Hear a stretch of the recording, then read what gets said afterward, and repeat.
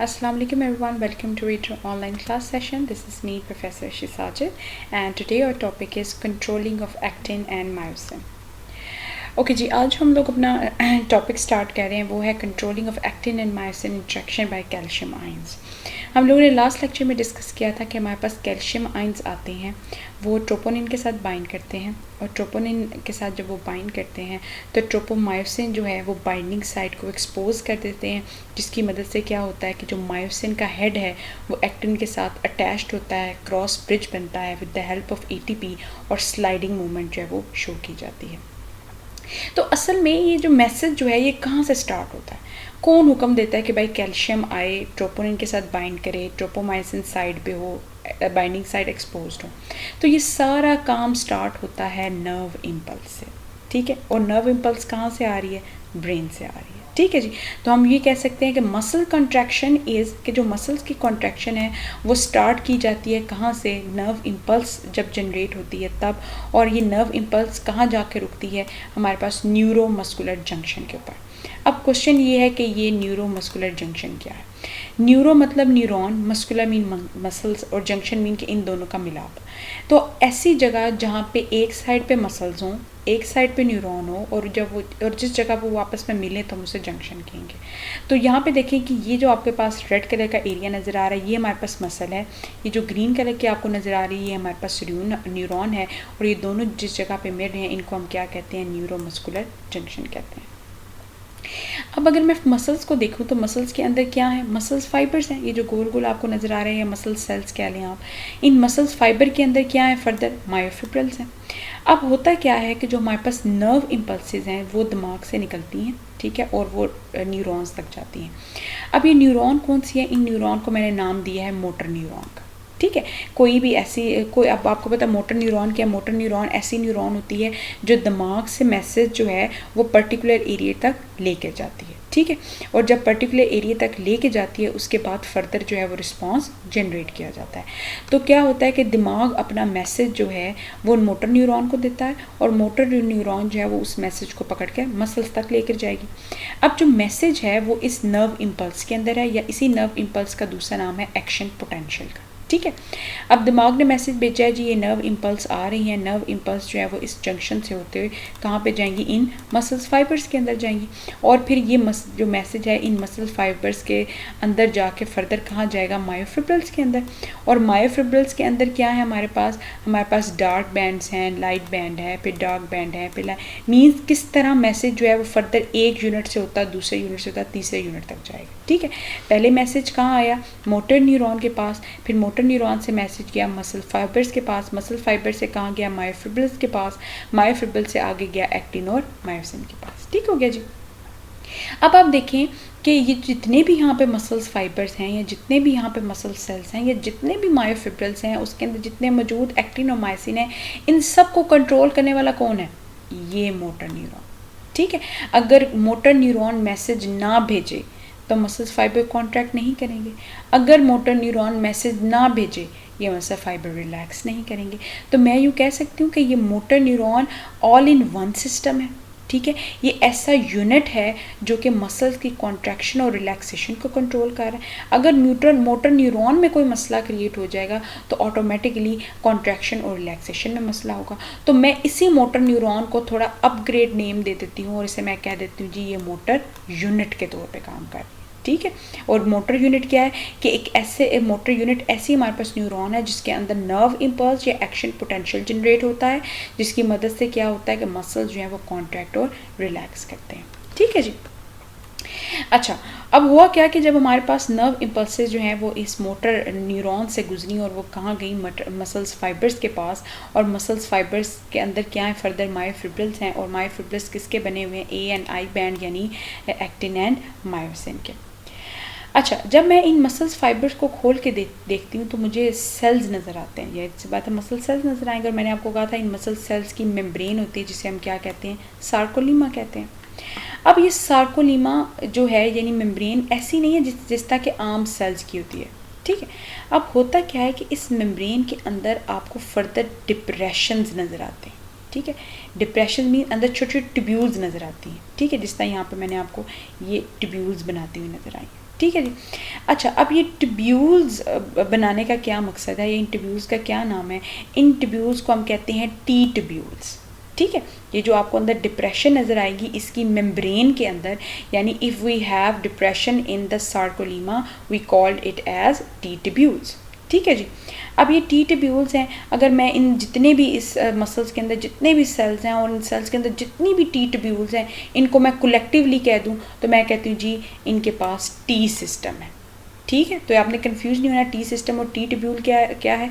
एक single unit को आप टी ट्यूब्यूल कह रहे हैं और यही यूनिट जब मिल जाए, एक सिस्टम प्रॉपर डेवलप करें, तो हम इसे कहते हैं जी हमारे पास टी सिस्टम है। ये भी क्लियर हो गया। अच्छा, फिर मैंने आपको लास्ट लेक्चर में ये भी बताया था कि हमारे पास जो मसल सेल्स हैं इनके अंदर एंडोप्लाज्मिक रेटिकुलम होता है, और इस एंडोप्लाज्मिक रेटिकुलम का नाम हमने सार्कोप्लाज्मिक रेटिकुलम रखा है। अब ये सार्कोप्लाज्मिक रेटिकुलम और एंडोप्लाज्मिक रेटिकुलम में क्या फ़र्क है? वो ये फ़र्क है कि जो हमारे पास सार्कोप्लाज्मिक रेटिकुलम है इसके ऊपर किसी किस्म का कोई राइबोसोम्स अटैच नहीं होता, ठीक है। एक ये भी डिफरेंस है कि हमारे पास जो बाकी जो हमारे दूसरे सेल्स में एंडोप्लाज्मिक रेटिकुलम है इनके ऊपर राइबोसोम्स अटैच होते हैं, जिनके पास अटैच होते हैं उन्हें हम रफ कह देते हैं, और जिनके पास नहीं होते हैं हम स्मूथ एंडोप्लाज्मिक रेटिकुलम कहते हैं। तो ये हमारे पास ऐसे एंडोप्लाज्मिक रेटिकुलम है जिनके ऊपर कोई राइबोसोम या कोई प्रोटीन्स अटैच्ड नहीं होती। तो अब यूँ समझे कि ये मैंने एक पूरा सेल बनाया है और इस सेल के अंदर ये मैंने टी ट्यूब्यूल्स बनाई हैं, और इस टी ट्यूब्यूल्स के अंदर ये मैंने एंडोप्लाज्मिक रेटिकुलम बनाई यानी सार्कोप्लाज्मिक रेटिकुलम बनाए हैं। अब फर्दर एक और क्वेश्चन ये है कि ये जो आपको टी ट्यूब्यूल्स हैं ये किस जगह पे नज़र आएंगे, ठीक है। यानी ये टी ट्यूब्यूल्स की लोकेशन क्या होगी? क्या हर जगह आपको टी ट्यूब्यूल्स नज़र आना शुरू हो जाएंगी? नहीं, इनकी भी प्रॉपर अरेंजमेंट है। जब साइंटिस्ट ने इनको प्रॉपर स्टडी किया उन्होंने कहा कि इन ट्यूब्यूल्स को हमने दो जगह देखा है। एक जहाँ पे ए और आई बैंड आपस में मिल रहे होते हैं, ए बैंड और आई बैंड। ए बैंड कौन सा है हमारे पास? Dark band. आई बैंड कौन सा है हमारे पास? Light band. जहाँ पे ये दोनों बैंड मिल रहे होते हैं उस जगह आपको एक टी ट्यूब्यूल नज़र आएगी, या जहाँ पे आपको लाइट बैंड इंटरसेक्ट हो उसको लाइन को क्या कहते हैं? जी लाइन, और इस जी लाइन पे आपको एक टी ट्यूब्यूल नज़र आएगी, ठीक है। अब इस पूरे बैंड्स के ऊपर, पूरे मायोफिब्रल्स के ऊपर जहाँ पे ए आई बैंड जंक्शन होगा या जहाँ पे जी लाइन होगी वहाँ पे सिर्फ आपको ये टी ट्यूब्यूल्स नज़र आएंगी, ठीक है। अच्छा, अब यहाँ पे एक और टर्म भी आपको बताना है, वो ये है ट्राइएड्स। ट्राइएड्स का क्या मतलब है? ट्राइएड्स का मतलब ये है कि अगर मैं इस पूरे सेल को डिवाइड करूं तो ये जो हमारे पास सार्कोप्लाज्मिक रेटिकुलम है आपको यहाँ पे इसके दो टर्मिनल नज़र आएंगे, ठीक है। टर्मिनल्स का क्या मतलब है? उसके किनारे, या यूँ समझ लें उसका एंड पार्ट नज़र आएगा। अगर मैं इस सार्कोप्लाज्मिक रेटिकुलम को देखूं, एक मेरे पास ये टर्मिनल है, ठीक है, एक ये टर्मिनल है और बीच में टी ट्यूब्यूल आ जाती है। फिर उससे आगे चलें, एक ये टर्मिनल है एंडोप्लाज्मिक रेटिकुलम का, एक ये टर्मिनल है, फिर बीच में ट्यूब आ जाती है। फिर एक ये टर्मिनल है, एक ये टर्मिनल है, और उसके आगे फर्दर जो है वो ट्यूब्यूल नज़र आएंगे। अगर मैं इनको देखूं, अगर मैं इस एक यूनिट को मिला दूं ए इस तरह से, ठीक है, इफ़ मैं ज़रा दूसरा कलर लेती हूँ, ठीक है जी। अगर ये इस तरह, अगर हम लोग इन तीन को मिला दें तो हम इसे ट्राइएड कहते हैं। ट्राइएड में क्या शामिल होगा? दो टर्मिनल इसके एंडोप्लाज्मिक रेटिकुलम के और एक बीच में टी ट्यूब्यूल, तो हम इसे कहते हैं जी ये हमारे पास ट्राइएड है। इसी तरह फर्दर अगर हम आगे जाएं, एक टर्मिनल ये, एक टर्मिनल ये, बीच में ट्यूब्यूल, तो ये हमारे पास एक ट्राइएड बन जाएगा, ठीक है। तो अब इसी तरह हमने प्रॉपर हर चीज़ को कंबाइंड फॉर्म में देखें तो हम उसको एक नाम देते जाते हैं। जिस तरह टी ट्यूब्यूल को कंबाइन किया हमने टी सिस्टम का नाम दे दिया।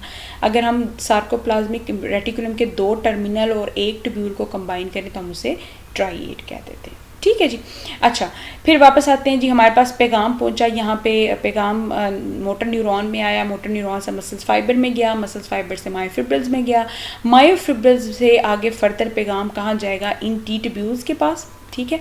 इन टी ट्यूब्यूल से आगे ये पैगाम जाएगा इन सार्कोप्लाज्मिक रेटिकुलम के पास, और जब इन सार्कोप्लाज्मिक रेटिकुलम के पास मैसेज जाएगा तो यहाँ से कैल्शियम आयंस जो हैं वो बाहर निकलना शुरू हो जाएंगे, ठीक है। क्या निकलना शुरू हो जाएंगे? यहाँ से कैल्शियम आयंस बाहर निकलना शुरू हो जाएंगे, और जब कैल्शियम आयंस बाहर निकलना शुरू हो जाएंगे ये कैल्शियम आयंस जाके किसके साथ अटैच्ड होंगे? हमारे पास ट्रोपोनिन के साथ अटैच्ड होंगे, और फिर जब कैल्शियम आयन ट्रोपोनिन के साथ अटैच्ड होंगे तो ट्रोपोमायोसिन पीछे हट जाएगा, बाइंडिंग साइट एक्सपोज हो जाएंगी, मायोसिन जो है वो एक्टिन के साथ अटैच हो जाएगा और क्रॉस पिच बन जाएगा, जिससे क्या होगा? स्लाइडिंग मॉडल या स्लाइडिंग फिलामेंट मॉडल की जो वो आपको प्रॉपर नज़र आएगा, ठीक है जी। अच्छा, फिर यहाँ पे मैंने अभी अगेन ट्राइड को हम दोबारा डिस्कस कर लेते हैं। The T tubules and the terminal portion of adjacent envelope of sarcoplasmic reticulum form tried. कि ट्राइड्स क्या है कि हमारे पास टी ट्यूब्यूल और साथ में जो हमारे पास एंड पोर्शन होते हैं इन सार्कोप्लाज्मिक रेटिकुलम के, जो बिल्कुल साथ होते हैं टी ट्यूब्यूल के, अगर हम इनको कंबाइन करें तो हम इन्हें क्या कहते हैं, हम इन्हें ट्राइड्स कहते हैं। और यह proper regular interval proper setup के साथ इन फाइब्रिल्स के अंदर मौजूद है। ठीक है जी। अगर मैं इस पूरे लेक्चर को वाइंड अप करूं तो मैं कहूँगी कि सबसे पहले हमारे पास नर्व इम्पल्स आएगी। ये नर्व इम्पल्स मोटर न्यूरॉन में जाएगी, मोटर न्यूरॉन से सार्कोलीमा को क्रॉस करेगी, फिर जाएगी टी ट्यूब्यूल के अंदर, टी ट्यूब्यूल के अंदर फर्दर आगे क्रॉस कहाँ करेगी, सार्कोप्लाज्मिक रेटिकुलम में। सार्कोप्लाज्मिक रेटिकुलम के अंदर जो गेट्स हैं कैल्शियम के वो ओपन हो जाएंगे, कैल्शियम बाहर निकलेंगे, वो ट्रोपोनिन के साथ बाइंड होंगे, और जैसे वो ट्रोपोनिन के साथ बाइंड होंगे वो ट्रोपोमाइसिन को डिस्प्लेस कर देंगे, और जब ट्रोपोमाइसिन के डिस्प्लेस हो जाएगा तो मायोसिन और एक्टिन आपस में जुड़ जाएंगे, और वो कौन सी मूवमेंट शो करेंगे, स्लाइडिंग मूवमेंट शो करेंगे, जिससे क्या होगा, मसल्स कॉन्ट्रैक्ट हो जाएगा। तो अगर आपसे कोई क्वेश्चन पूछे कि ये सारी कॉन्ट्रैक्शन रिलैक्सेशन कौन कंट्रोल कर रहा है, तो हम कहेंगे ये सारी contraction relaxation nerve impulse control कर रही है। या नर्व इम्पल्स कहाँ पे उठ रही है, ये नर्व इम्पल्स मोटर न्यूरॉन से जनरेट हो रही है। ठीक है जी। अगर हम इसी को वाइंड अप करें तो हमारे पास क्या है कि ये हमारे पास मसल्स हैं और ये हमारे पास न्यूरॉन है, और इस न्यूरॉन से क्या है कि हमारे पास पैगाम जाता है in the form of nerve impulse, और ये क्रॉस करता है इस जंक्शन को और जाता है मसल्स की तरफ। और जब मसल्स की तरफ जाता है तो मसल्स के सेल्स के अंदर एक टी ट्यूब्यूल होती है, जिस तरह ये आपको एक ट्यूब सी नज़र आ रही है, और इस ट्यूब के अंदर जो है वो मैसेज क्रॉस होगा टुवर्ड्स द एंडोप्लाज्मिक रेटिकुलम यानी सार्कोप्लाज्मिक रेटिकुलम। वहाँ से क्या होगा कि कैल्शियम आयंस जो अंदर मौजूद हैं वो बाहर निकलेंगे, और जब कैल्शियम आयंस बाहर निकलेंगे तो मायोफिलामेंट यानी एक्टिन और मायोसिन के दरमियान क्रॉस ब्रिज बनेगा और कॉन्ट्रैक्शन जो है वो शो होगी। अच्छा, अब ये टी ट्यूब्यूल्स खाली नहीं होती, ये चीज़ आपने याद रखें, टी ट्यूब्यूल्स खाली नहीं होती, ये इन जो बाहर फ्लूइड मौजूद होता है जिसे हम एक्स्ट्रा सेलुलर फ्लूइड कहते हैं, वही फ्लूइड जो है वो इसके अंदर भी जमा हुआ होता है। ठीक है, तो ये चीज़ भी याद रखिएगा, जो टी ट्यूब्यूल्स हैं ये खाली नहीं होंगे, ये टी ट्यूब्यूल्स के अंदर जो एक्स्ट्रा सेलुलर फ्लूइड है वो इनके अंदर मौजूद होता है। ओके जी, thank you for listening. Allah.